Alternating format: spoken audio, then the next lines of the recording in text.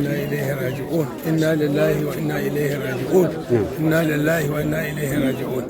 Ni ne baban Amira. An samu sakari an kashe mai shi. Ma mun bar wa Allah tunda ba abin da za mu iya yi. Abin da Allah ya shi ne.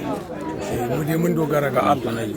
Abin da Allah ya shi ne. To baba akwai wani abu da ya yi ne haka wannan abin ya koko yana ɗaya daga cikin mutanen da suka je wurin zaben koko muna son mu ɗan ji ko kana da masaniyar ta yadda abin ya faru. A shi ba ma ya cikin zaɓe tunda ko ƙura'a ma bai da ita. Ko ƙura'a ma bai da ita. Ya zo wucewa ne kawai.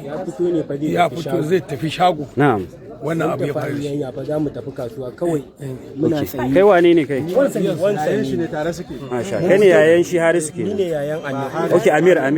Okay to. Mun fito ne tare da shi za mu tafi aiki don ana cewa ma ma'aikatan rigima an taso ta nan yana ce mai mu bi ta nan mu tafi.